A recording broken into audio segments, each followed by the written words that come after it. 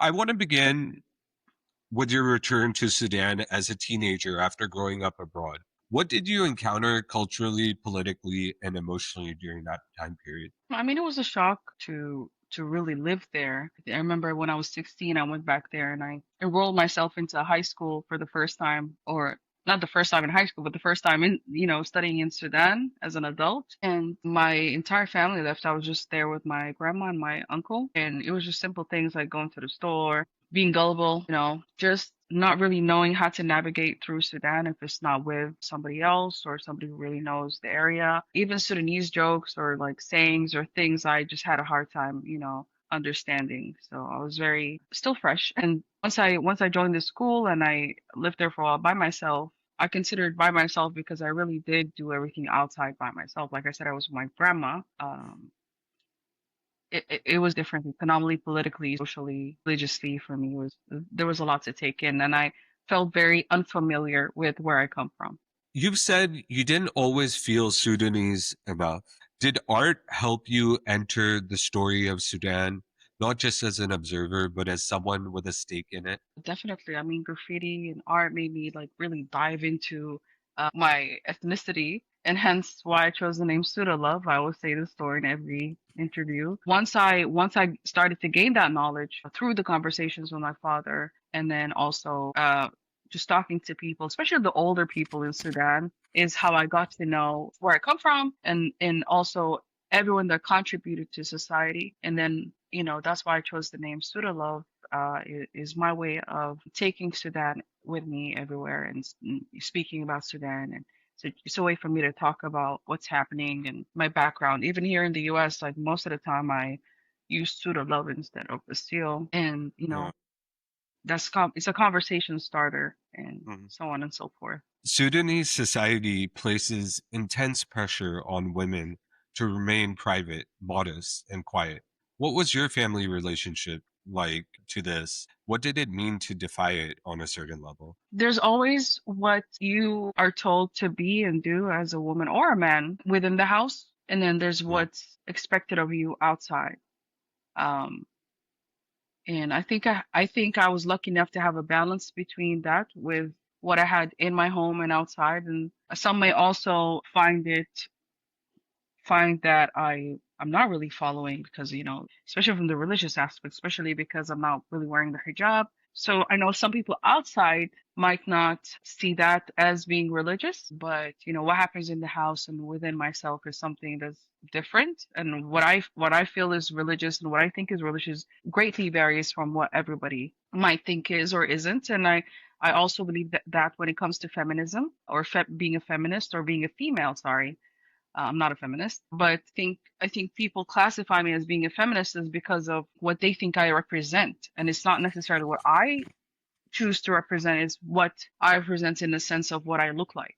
And in that form, that's where people classify you accordingly, and that's how they treat you accordingly, and talk to you accordingly. I think I really understood what that means when I was a female and wearing my normal clothing and being in the street and talking to people from all walks of life, the rich, the poor, the old, the young, the people that live in the villages, and the people that live in the cities. I think I really got to know the gist of things, especially what a Sudanese female is, what is expected of her to be, and also especially what a feminist is, because I think I found out that I'm definitely not a feminist. But like I said, I was classified as, and I knew how also to navigate people to try to divert from that notion and into becoming who I really am. And I think this relates to another question I had regarding how did Islam figure in your experience, or in Sudan, how does the religion sort of govern or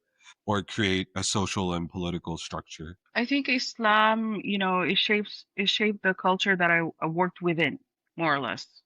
As a woman, being in the streets, especially late at night, that protection, I think a lot of it was derived from what is or how is a woman protected, especially when she's around all these Muslim men in a society, what's expected of and what they're supposed to do and they're not supposed to do. And I use that as my defense as well in certain situations. I use it also as protection, whether it's protecting myself from other people, other men, or it's protecting myself from people in general because of what I'm actually doing. And again, this is my profession, not just a hobby. I really use Islam into classifying what I can and can't do in public and personally and in all situations.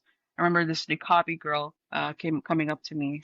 She was fully covered, just the eyes out, and uh, she's like, "How did you convince your father or your brother or whoever, the male figure in the family, to pursue your passion and make this as a profession?" I've never been asked anything like this before. You know what I mean? And the question in itself, gave me a background of where she comes from, what she has to deal with, and that barrier between us. I felt like was very just extremely interesting to know that we're from the same area, from the same country, two different walks of life. I didn't have to ask permission to be a graffiti artist from anyone.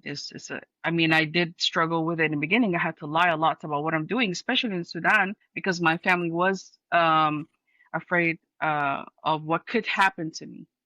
But I felt like, especially with Islam, I had to always negotiate between expression and expectation, um, and the limits without dishonoring what a Muslim woman is, just to sum it up, and what she can or cannot do. What first drew you to the wall, to graffiti, stencil, and public art? I mean, street art is a very direct art form. You don't really need permission, even though I try to break that barrier by asking permission from people that owns these houses or these walls. And the wall is a very public, a very loud, it's very unfiltered space. And I chose to have my work being always put into these walls versus having it in a gallery where I invite a few 20 something people to come see it and then just go home and that's it. You know what I mean? After a little bit of cocktail. But with the walls, it's indefinite. It's always there. And like I said, it's not filtered. Like you're talking to everyone. And whatever you put on there is a message. How people understand it is how they understand it. You know what I mean? Yeah. Just painting on wall just gave me like helped me gain truth and spread the truth as well. That's really beautiful. When you began painting, what challenges did you face, like materials wise, curfews, censorship, and other constraints that may have came up in practicing your craft? When I began painting, other than the stuff we talked about earlier about being a female and stuff like that, I think it's my second problem was materials. I couldn't find spray paint anywhere in Africa, let alone Sudan. So I had to fly back and forth to Qatar a few times to go get um, a large number of spray paint. So I think before I left Sudan before the war, I think I had around 700 and something spray cans in my house, which I think now are either stolen or I don't know where they're stashed. Painting with just paint, normal wall paint, it takes forever. Just like when you paint a room and then you have to leave the room for like 2 days or something until it dries up.